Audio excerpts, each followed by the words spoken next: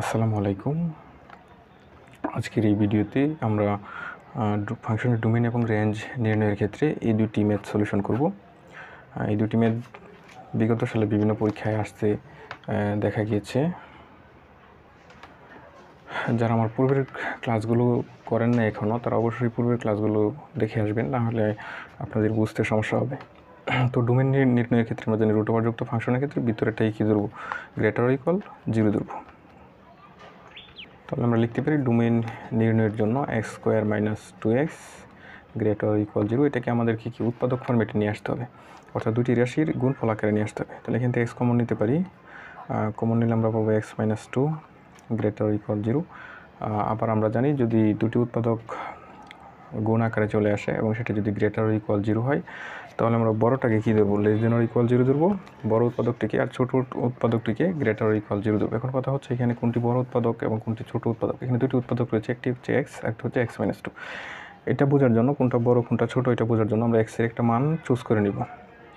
Suppose x এর মান আমি 5 নিলাম, তাহলে এই উৎপাদকে বসাইলে x এর মান কত হবে, 5ই হবে। আর এখানে যদি বসাই 5 - 2 কত হবে, 3 হবে। অর্থাৎ এটা হলো 5, এটা হলো কত, 3। তার মানে x - 2 হচ্ছে কি ছোট উৎপাদক, x হচ্ছে বড় উৎপাদক। তাহলে আমরা লিখতে পারি সুতরাং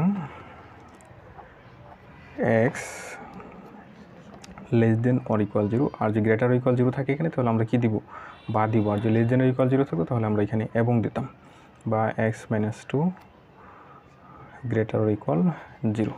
তাহলে এখান থেকে পরবর্তীতে লিখতে পারি এটা যে বেসিপে থাকবে, বা x গ্রেটার অর ইকুয়াল 2 লিখতে পারি।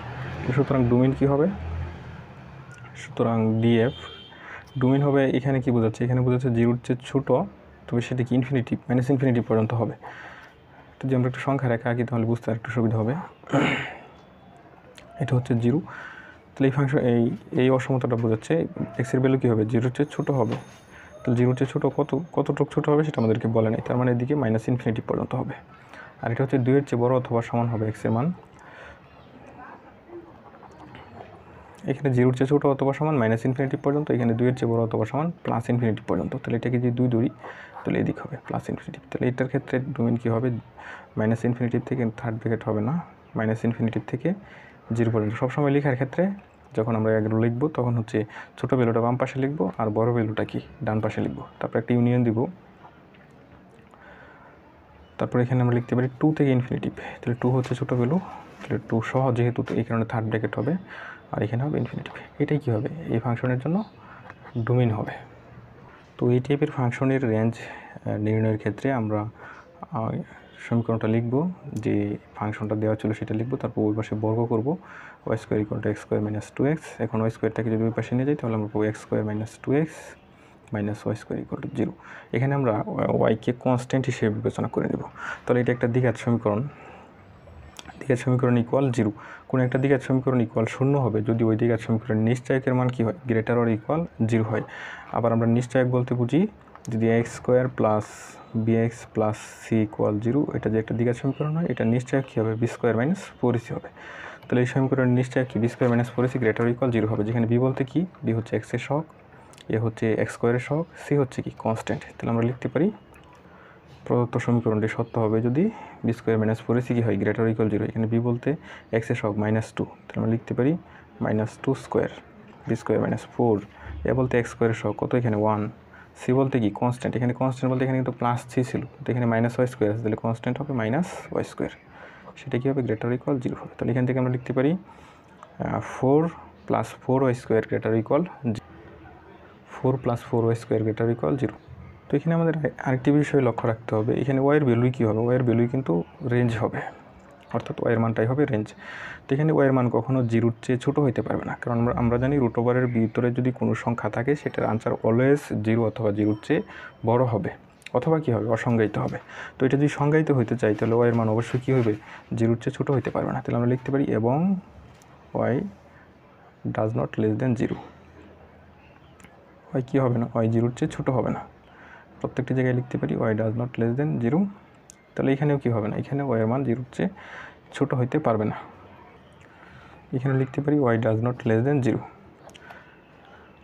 এখানে যদি আরেকটু অগ্রসর হই তাহলে আমি লিখতে পারি 4y² greater equal -4, y does not less than 0, Y square greater equal 4 দ্বারা ভাগ করলে -1 এবং Y does not less than 0। তাহলে এই দুইটা শর্তকে যারা ফুলফিল করবে তারাই কিন্তু কী হবে, রেঞ্জের সদস্য হবে। তো এটা যে আমরা একটু সংখ্যা রেখার সাহায্যে দেখি, এখানে কিন্তু আমরা ওয়াই নেই, ওয়াই স্কোয়ার আছে। তবে এই অঙ্কগুলোর ক্ষেত্রে ওয়াই স্কোয়ারকে আমরা ওয়াই বিবেচনা করে রেঞ্জটা বের করার চেষ্টা করব। তো রেঞ্জ বের করার ক্ষেত্রে তো আর সংখ্যা রেখা দেওয়ার দরকার নেই, আমি বোঝানোর জন্য জাস্ট লিখতেছি। এখানে ওয়াইয়ের ভ্যালু কী হবে, -1-এর চেয়ে বড় অথবা সমান হবে। তাহলে -1-এর চেয়ে বড় অথবা সমান, তাহলে কোন দিকে হবে, অবশ্যই এদিকে হবে, কারণ আমাদের এদিকে প্লাস ইনফিনিটিভ, এদিকে মাইনাস ইনফিনিটিভ, যেহেতু বড় কথা বলছে তাহলে এদিকে হবে। তবে -1 সহ কিন্তু, আর ওয়াই কী হইতে পারবে না, ওয়াই 0-এর চেয়ে ছোটো হইতে পারবে না। ওই কী হবে, 0 থেকে ইনফিনিটিভ পর্যন্ত হবে, 0-এর চেয়ে ছোটো হইতে পারবে না, তাহলে 0-এর চেয়ে কী হবে, অবশ্যই বড় অথবা কী হবে, সমান হবে। তাহলে 0 থেকে ইনফিনিটি পর্যন্ত কিন্তু হওয়া পসিবল। তাহলে এবং হচ্ছে যে দুইটার কমন এরিয়া, তাহলে এটা হচ্ছে এই প্রথমের যে অসমতাটা ছিল সেটার এরিয়াটা হচ্ছে এতটুক, আর সেকেন্ড যে অসমতাটা ছিল সেটার এরিয়াটা হচ্ছে এতটুক। তাহলে উভয়ের কমন এরিয়া কোনটুক, উভয়ের কমন এরিয়া হচ্ছে এইটা, মানে এই এরিয়াটা এটার মধ্যেও আছে আবার কি এটার মধ্যেও আছে। তাহলে আমরা বলতে পারি এটার রেঞ্জ কত হবে, রেঞ্জ হবে 0 থেকে ইনফিনিটিভ। আবার রেঞ্জের ক্ষেত্রে ওয়াইয়ের ভ্যালু কী হবে, ওয়াইয়ের ভ্যালু হবে 0 থেকে ইনফিনিটিভের ভিতরে হবে, অর্থাৎ ওয়াই 0 থেকে বড় অথবা সমান হবে। তো লিখতে পারি এখানে ওয়াই গ্রেটার অর ইকুয়াল 0 উভয় অসমতার জন্য সত্য। উভয় অসমতার জন্য সত্য মানে এটা কিন্তু উভয় অসমতার কমন এরিয়া, কমন এরিয়া থাকার কারণে উভয় অসমতার জন্য কী হবে, সত্য হবে। লিখতে পারি সুতরাং রেঞ্জ, প্রদত্ত ফাংশনের রেঞ্জ কী হবে, 0-এর চেয়ে বড় অথবা সমান, তো সেটা ইনফিনিটিভ পর্যন্ত। তাহলে এটাই কী হবে, আনসার হবে। তো আমরা এই ম্যাথটা এখন সলিউশন করব। তো ডোমেন নির্ণয়ের ক্ষেত্রে আমরা কি রুট ওভারের ভিতরেটাকে গ্রেটার অর ইকুয়াল 0 ধরবো, x² - 4x + 3 greater or equal 0। তো ফাইনালি মিডিল ফ্যাক্টর করে ক্যালকুলেশন করে আমরা এটা পেলাম x - 3 x - 1 কি গ্রেটার অর ইকুয়াল 0। তাহলে দুইটা উৎপাদকের গুণফল যদি গ্রেটার অর ইকুয়াল 0 হয় তাহলে আমরা বড় উৎপাদকটাকে কি ধরবো, লেস দেন অর ইকুয়াল 0 ধরবো, বা দিয়ে কি ছোটো উৎপাদকটাকে গ্রেটার অর ইকুয়াল 0 ধরবো। তাহলে এখানে বড় উৎপাদক কোনটা, ছোটো উৎপাদক কোনটা সেটা বোঝার জন্য আমরা x এর একটা যে কোনো মান বসাবো। x এর মান যদি 2 বসাই তাহলে এখানে পাবো কত, 2 - 3 - 1, আর এখানে যদি 2 বসাই কত হবে, 2 - 1 1 হবে। অর্থাৎ এটা কিন্তু বড় উৎপাদক আর এটা হচ্ছে কি ছোটো উৎপাদক। তাহলে এটাই কি ধরবো, লেস দেন অর ইকুয়াল 0 ধরবো, লেস দেন অর ইকুয়াল 0 বা x - 3 সেটা হবে গ্রেটার অর ইকুয়াল 0। তাহলে এখান থেকে লিখতে পারি x less than or equal 1 বা x গ্রেটার অর ইকুয়াল 3। সুতরাং ডোমেন, প্রদত্ত ফাংশনের ডোমেন কী হবে, ডোমেন হবে এখানে কিন্তু 1 থেকে মাইনাস ইনফিনিটিভ পর্যন্ত। তাহলে মাইনাস ইনফিনিটিভ থেকে 1 ইউনিয়ন এখানে কি 3 থেকে ইনফিনিটিভ পর্যন্ত, 3 থেকে ইনফিনিটিভ, এটাই হবে ডোমেন।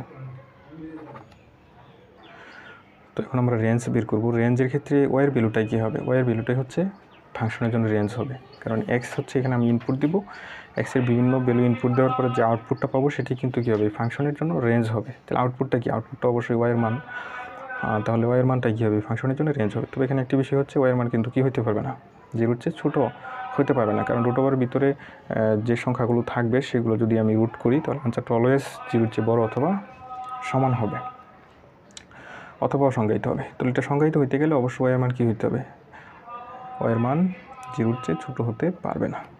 তাহলে এখন ওই পাশে স্কোয়ার করি এটাকে, তারপর ওয়াইটাকে ওই পাশে নিয়ে যাই। তো ফাইনালি আমি এই ইকুয়েশনটা পেলাম, x² - 4x + 3 - y² = 0। এখানে ওয়াইকে আমরা কনস্ট্যান্ট হিসেবে বিবেচনা করব। তো এটা একটা দ্বিঘাত সমীকরণ যেটার মান, এই সমীকরণের মান হচ্ছে কত, 0, পুরো সমীকরণের ভ্যালু হচ্ছে 0। তাহলে একটা দ্বিঘাত সমীকরণ ইকুয়াল 0 হবে যখন তার নিশ্চয়কের মান কী হবে, গ্রেটার অর ইকুয়াল 0 হবে। তাহলে আমরা লিখতে পারি প্রদত্ত সমীকরণ সত্য হবে যদি কি হয়, b² - 4ac greater or equal 0 হয়। তাহলে এখানে b বলতে কি, b হচ্ছে x এর সহগ -4 হোল স্কোয়ার b² - 4ac, এ হচ্ছে 1, c হচ্ছে 3 - y², সেটা গ্রেটার অর ইকুয়াল 0 হইতে হবে, এবং y does not less than 0। তাহলে ক্যালকুলেশন করে ফাইনালি আমরা এখানে পেলাম, এটাকে যদি এক করি y² গ্রেটার অর ইকুয়াল আমরা 4কে যদি এই পাশে নিয়ে যাই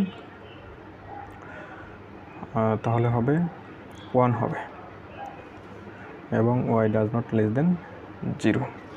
তাহলে এখানে যদি y² রয়েছে সেটাকে আমরা y বিবেচনা করে সলিউশন করার চেষ্টা করব। সংখ্যা রেখা দেওয়ার কোনো প্রয়োজন নেই, জাস্ট আমি বোঝার জন্য অঙ্কন করতেছি। তাহলে y এর ভ্যালু কী হবে, 1-এর চেয়ে বড় অথবা সমান হবে, তাহলে এটা যদি 1 চিন্তা করি, একের চেয়ে বড় অথবা সমান, তাহলে 1 থেকে প্লাস ইনফিনিটি পর্যন্ত হইতে পারে। আবার এখানে যদি এই অসমতাটা যদি চিন্তা করি, তাহলে ওয়ের ভ্যালু কী হবে, 0-র চেয়ে ছোটো হইতে পারবে না। তাহলে কী হবে, 0-র চেয়ে বড় অথবা সমান হবে। এটা যদি 0 হয় তাহলে এটার জন্য হবে এরিয়াটা হবে এদিক।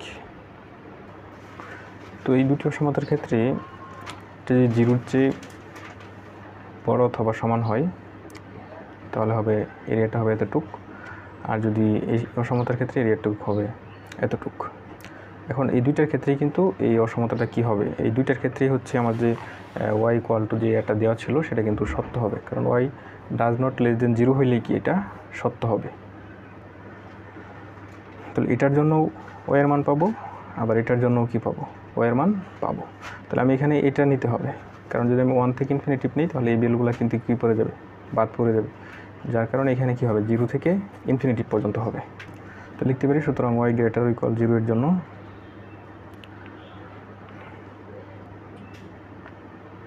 দুটি অসমতাই সত্য।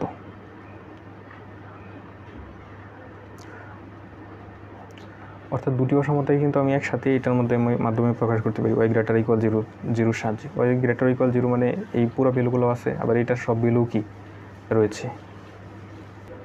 সুতরাং আমরা লিখতে পারি রেঞ্জ f = 0 থেকে ইনফিনিটিভ, এটাই অ্যান্সার। তো ভিডিওটি আশা করি আপনারা বুঝতে পেরেছেন। তো চ্যানেলটি যদি সাবস্ক্রাইব করে না থাকেন তাহলে অবশ্যই চ্যানেলটি সাবস্ক্রাইব করে রাখুন। তো সবাই ভালো থাকবেন, সুস্থ থাকবেন, আল্লাহ হাফেজ।